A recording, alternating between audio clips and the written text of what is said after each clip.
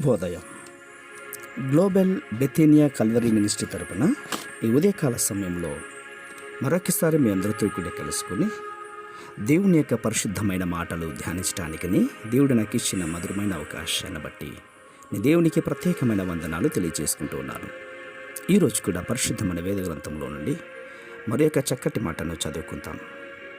నిర్గమాకాండము 15వ అధ్యాయము 26వ వచనాన్ని నేను చదువుతున్నాను. దయచేసి గమనించండి.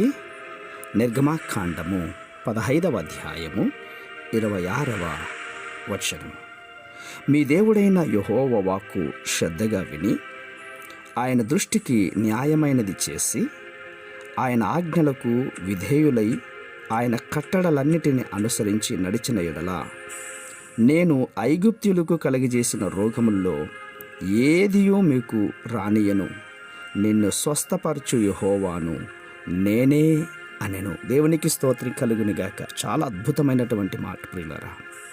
దేవుడు మానవుని సృజిస్తున్నప్పుడు వ్యాధి కానీ, బాధలు కానీ, కన్నీరు కానీ, దుఃఖాలు కానీ లేవు.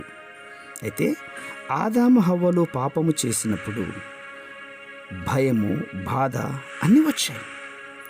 ఆదామును బట్టి భూమి శపింపబడింది. ముండ్ల తుప్పలు, గచ్చు పొదలు మొలిచాయి. తద్వారా ఆదాము ప్రయాసతో చెమటోడ్చి పని చేయవలసి వచ్చింది ప్రియులారా.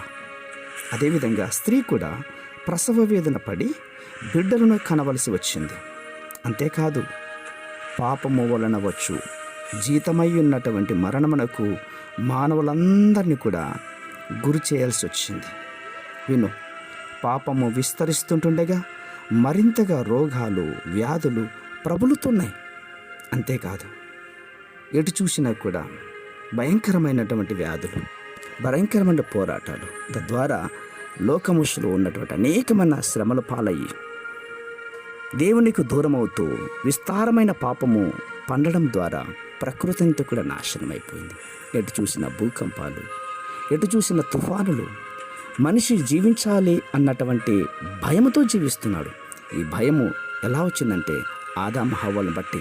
అయితే యేసుక్రీస్తు అదే సమయంలో మనము ఆశ్రయించినప్పుడు ఆయన అంటున్నాడు, నిన్ను స్వస్థపరచు యెహోవాను నేనే అని మాట సెలవిస్తున్నాడు. కాబట్టి ఈ లోకంలో ఎవరిని నమ్మక, ఎవరి మీద ఆధారపడకుండా సృష్టించినటువంటి సృష్టికర్త అయిన యెహోవాను మాత్రమే ఆరాధిద్దాం.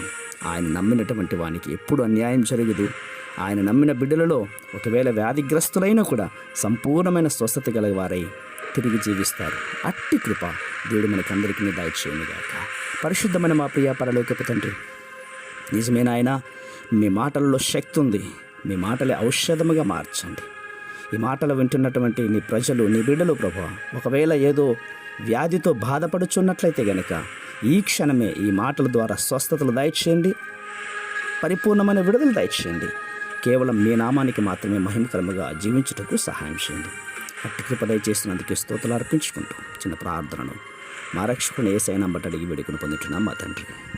ఆమేన్, ఆమేన్, ఆమేన్.